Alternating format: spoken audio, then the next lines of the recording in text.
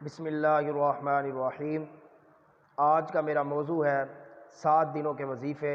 جس طرح ہفتے میں 7 دن ہوتے ہیں، اسی طرح ہر دن کا اپنا اپنا ایک وظیفہ ہے۔ حضرت امام غزالی رحمۃ اللہ علیہ فرماتے ہیں کہ میں نے ان وظیفوں پر عمل کر کے بہت کچھ حاصل کیا ہے، بہت کچھ پایا ہے۔ نمبر 1 پہ ہفتے کے دن کا وظیفہ لا الہ الا اللہ۔ جو شخص اس کو ہفتے کے روز 100 بار لا الہ الا اللہ کو پڑھے گا، اللہ تعالیٰ اسے ہر غم سے نجات عطا فرما دے گا، ہر پریشانی سے دوری عطا فرما دے گا۔ اتوار اور پیر کے دن کا وظیفہ یا حیو یا قیوم۔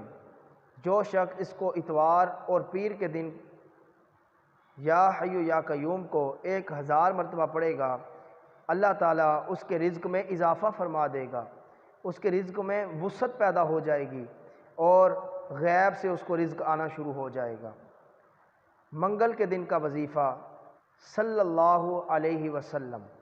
جو شخص اس کو منگل کے روز 1000 بار صلی اللہ علیہ وسلم کو 1000 بار پڑھے گا، اللہ تعالیٰ اسے ہر بلا سے نجات عطا فرما دے گا، ہر بلا سے اسے دوری ہو جائے گی۔ بدھ کے دن کا وظیفہ۔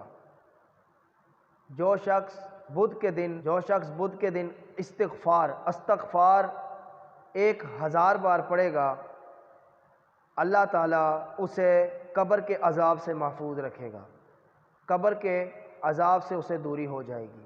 جمعرات کے دن کا وظیفہ لا الہ الا اللہ المالک الحق المبین۔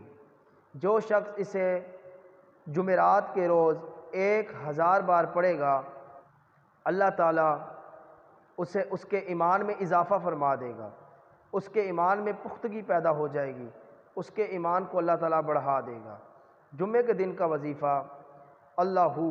جو شخص اسے 100 بار جمعے کے دن پڑھے گا، اللہ تعالیٰ اس کی تمام تنگیوں کو دور فرما دے گا، تمام پریشانیوں سے اسے نجات مل جائے گی۔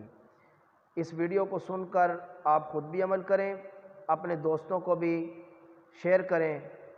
اللہ تعالیٰ آپ سب کا حامی و ناصر ہو۔ والسلام۔